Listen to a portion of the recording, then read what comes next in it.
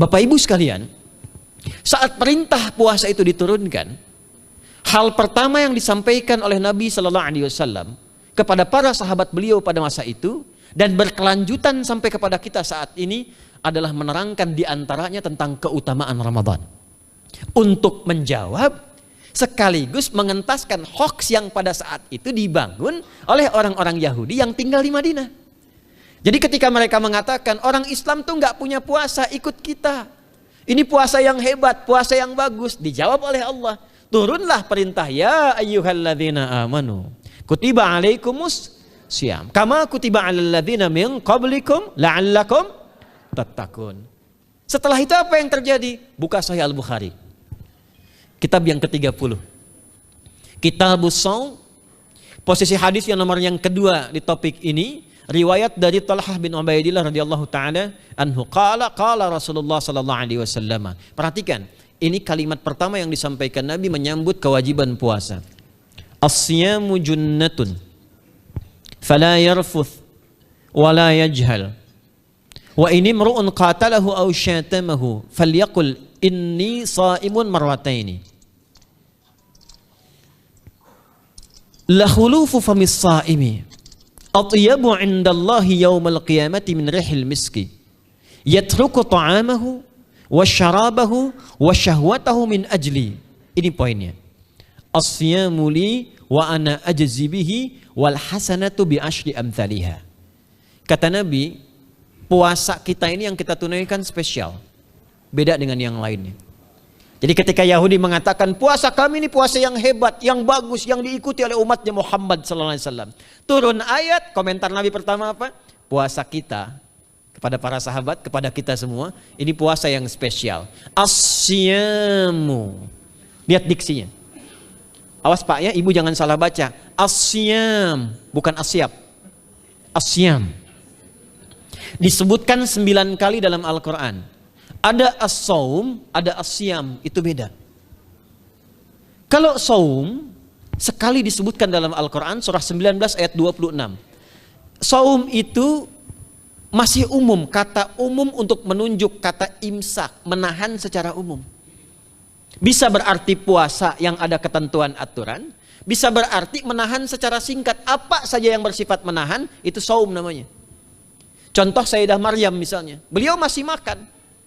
Ya, ayat 24, 25 itu masih makan. Goyangkan pohon korma, jatuh kormanya, makan kormanya.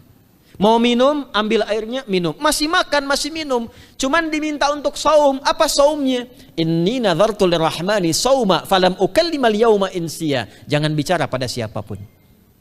Kamu dituduh, kamu berzina, jangan jawab. Biarkan bayinya yang bicara, dan itu mukjizat pertama untuk Isa alaihi salam. Itu nanti dimulai di ayat 31 sampai 33 di surah Maryam, surah 19.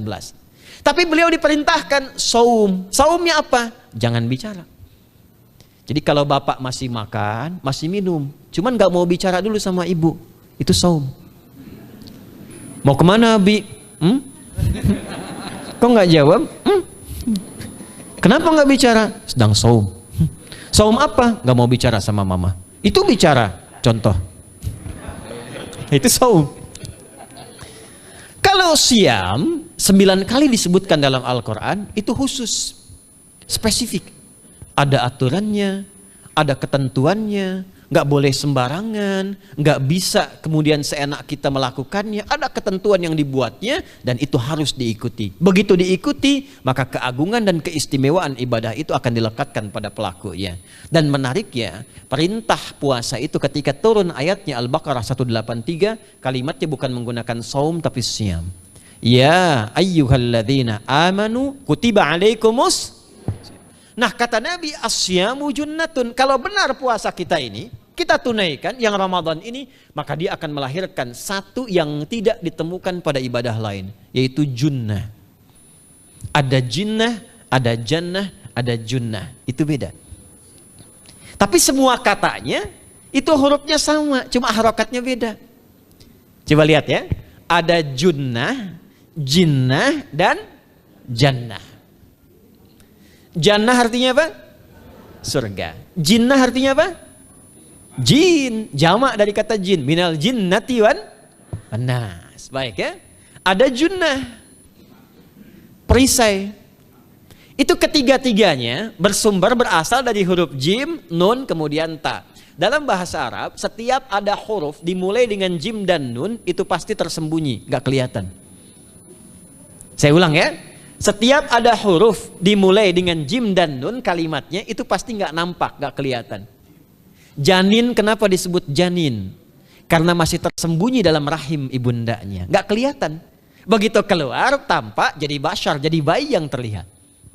Jin, kenapa disebut dengan jin? Karena nggak nampak. Makanya fitrah jin itu Pak, Ibu, fitrahnya tersembunyi. Jadi kalau ada jin melakukan penampakan, itu jin sedang punya masalah. Betul, itu nyata. Dan yang lebih punya masalah, ada orang-orang manusia yang mencari-cari penampakan jin. Itu sedang kurang sehat itu.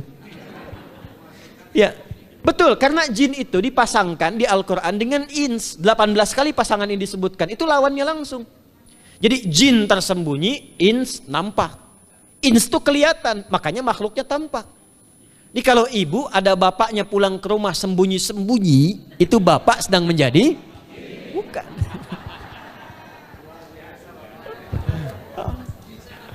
Kalau ibu sembunyi-sembunyi nyari dompet bapak, ibu sedang menjadi? Jin. Itu langsung pasangannya 3 itu. Ins itu seakar dari kata anisah, halus, lembut. Jin kasar, makanya disebut jin. Karena itu jarang ada orang kemasukan jin jadi lembut, tidak ada. Permisi mau ikut kajian sedang kemasukan jin, tidak. Kalau kata-katanya tidak meracau, tindakannya pasti kacau. Karena itu fitrah manusia itu pasti lembut. Kalau ada orang kasar, pasti ada yang salah dalam pergaulannya. Balik. Itu jin. Jannah, kenapa disebut jannah? Karena belum tampak sekarang. Makanya Nabi katakan mala ainun ra'at, nggak sama dengan yang seperti dilihat orang. Nggak kelihatan, nanti kesuksesan tertinggi yang belum tampak disebut dengan jannah karena belum tampak. Junnah itu perisai yang bisa langsung membentengi kita dari setan secara otomatis. Tapi nggak kelihatan. Karena itu kenapa ujung puasa disebut la'allakum tatakun itu dari kata takwa. Takwa itu dari kata wikoyah. Wikoyah itu artinya perisai. Nah, perisainya tidak tampak dalam diri kita. Tapi kalau terbiasa menunaikan ibadah puasa ini, kata Nabi, yang pertama kali akan terjadi pada orang yang puasanya benar, dia akan mendapatkan perlindungan berupa perisai dari Allah, hasil dari latihan puasanya yang dapat membentengi dia dari setan. Jadi ciri khas puasa Ramadan itu kalau sukses ditunaikan, itu akan terjauh dari godaan setan. Setan itu provokator yang memang hanya mengarahkan pada keburukan. Jadi dia nggak kenal benar. Lawannya malaikat. Malaikat nggak kenal salah, Pak. Nah, supaya terbentengi dari itu semua, kata Nabi SAW, kita itu dihadiahi sekarang oleh Allah. Satu ibadah yang kalau dilakukan ibadah itu akan mengakumulasi ibadah-ibadah yang lainnya yang saat bersamaan dahsyatnya ibadah ini bisa menghadirkan junnah, perisai yang membentengi dari setan. Karena itu ketika dilakukan ibadahnya saat yang bersamaan bisa ditahan maksiatnya, ditingkatkan amal solehnya. Setan kan ngajaknya pada yang salah kan? Malaikat ngajak pada yang soleh. Ramadan itu keutamaannya kalau sudah tiba Ramadan itu selalu kita terdorong pada yang saleh dan tertahan untuk yang salah. Itu hebatnya puasa Ramadan.